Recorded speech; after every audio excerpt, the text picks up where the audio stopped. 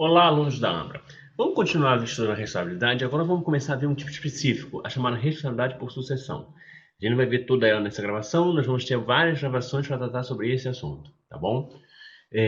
Para começar, a gente tem que olhar que é um tipo de sucessão que decorre de transferência, ou seja, eu tenho originalmente um contribuinte na norma, ou seja, é como se eu aplicasse a norma e depois, por algum fato posterior, eu coloco uma terceira pessoa chamada responsável, tá?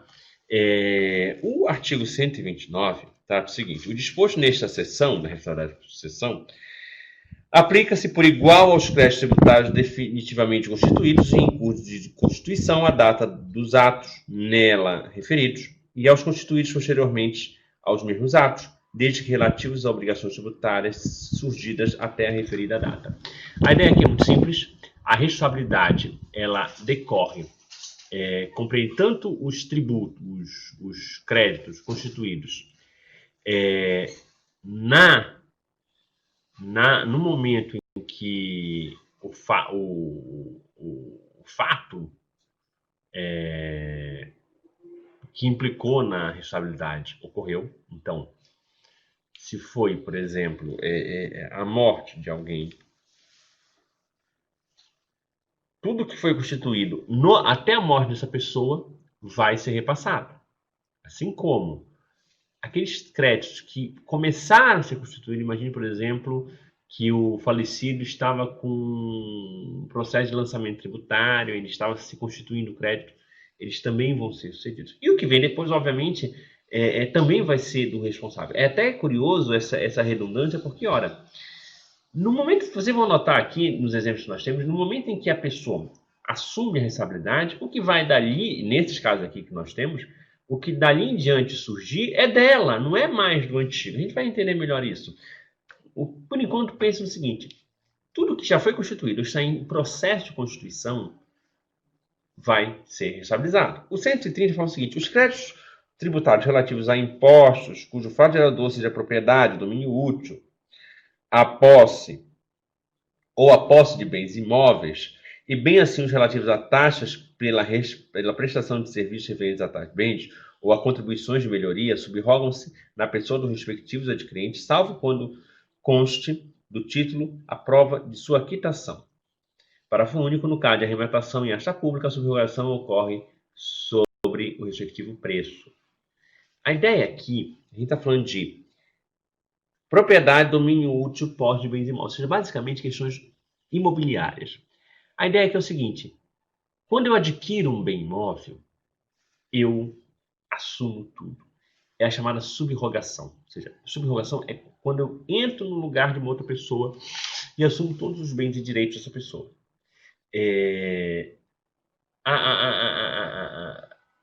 O imóvel, você tem que entender o seguinte: a tributação que incide sobre os imóveis, elas são um tipo de obrigação que adere ao bem. Ela não está ligada à pessoa, ela está ligada aos direitos reais daquele imóvel. Tá?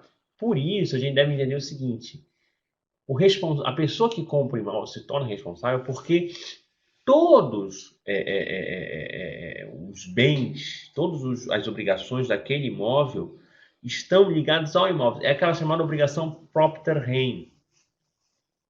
Não uma obrigação vinculada à pessoa proprietária, é vinculada àquele direito real, àquele imóvel, àquela concretude. Tá? Por isso, a pessoa que se subroga como proprietário passa a adquirir todas as obrigações, tá, daquele imóvel, inclusive as tributárias. Tá? Uma exceção é o parágrafo único, que fala sobre a arrematação em asta pública. Porque a ideia é o seguinte: a asta pública é quando alguém tem uma dívida, um imóvel está com uma dívida, então eu preciso confiscar esse imóvel, retirar o imóvel dessa pessoa e levar para execução. Então, imagine que um contribuinte não pagou o IPTU, a prefeitura vai, retira aquele imóvel dessa pessoa e leiloa. Tá? Põe para leiloar. Vende o bem. Tá? E alguém arremata. Ora, a pessoa está arrematando, ela quer arrematar um bem sem ônus. E a ideia da arrematação, da asta pública, né, retirar um imóvel e fazer o leilão é justamente eu conseguir cobrir os gastos, a dívida tributária. Se eu falasse, olha, você vai arrematar e ainda assim você é responsável por pagar o tributo, as pessoas não iam querer arrematar o bem. Então, por uma questão de lógica, até de garantir um processo de arrematação, o que a gente faz? O que a legislação faz? Você conseguiu um imóvel em ação pública, o que você pagou vai cobrir o tributo e encerramos a questão aqui. Tá? O 131 diz o seguinte: são pessoalmente responsáveis o adquirente ou remitente pelos tributos relativos aos bens adquiridos ou remidos, o sucessor a qualquer título e o cônjuge meio pelos tributos devidos pelo de cujos da pessoa que faleceu até a data da partilha ou adjudicação, limitada esta responsabilidade ao montante do quinhão do legado ou da ameação e o espólio pelos tributos devidos pelo de cujos até a data da abertura da sucessão. Lembrando que o espólio é aquela figura jurídica não personalizada, mas que tem capacidade processual de organizar a sucessão, né? Quando a pessoa não deixa um testamento, você tem que fazer o inventário dos bens dessa pessoa, ver o que tem de dívidas e aí cobrir essas dívidas e depois dividir a herança. Então, o espólio, ele vai figurar nesse processo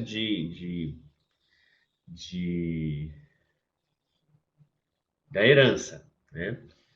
Então, o espólio vai comandar o inventário, tá? Tem um inventariante, né? O espólio é essa universalidade de bens do falecido que vai ser levado ao inventário. O espólio, ele tem que cobrir as dívidas. Agora, eventualmente, pode certos tributos serem repassados pelos sucessores, os herdeiros, né? Principalmente se você pensar, fica muito claro isso, se você pensar num caso de tributação de transferência patrimonial, perdão, por testamento. A pessoa já deixa o testamento, passa para os sucessores, para os filhos, para a esposa, enfim, para quem tiver sobrevivido. E aí essas pessoas que vão herdar os seus bens do falecido vão pagar os tributos na medida do que eles receberam. Ou seja, se eu recebi um determinado valor de dinheiro, eu só vou pagar os dívidas do falecido na proporção do que eu recebi, né? Porque pode, de repente, a pessoa deixou R$1 milhão em dinheiro para dividir entre 4 filhos, né? E só que ele tem uma dívida de R$100 mil. Então, vai ver, olha, quem é que levou mais, quem levou menos, se o pai dividiu de forma diferente o dinheiro. Aí eles vão pagar de acordo com a proporção do que receberam, tá? Notem aqui, voltando um pouquinho, nós temos duas situações de morte e uma de aquisição de bens. A responsabilidade seria solidária, ou seja, o antigo contribuinte ele ainda pode ser convocado a pagar, ou é substituição pura e simples, onde o novo responsável assume tudo. A gente pode entender que é por substituição, porque se você notar bem, você tem basicamente uma situação onde a legislação afasta totalmente o primeiro contribuinte, que é esse caso aqui do adquirente, tá? E nos dois casos, inciso 1 e 3, inciso 2 e 3, você tem realmente a extinção do contribuinte original, não tem nem razão de falar em solidariedade, tá bom?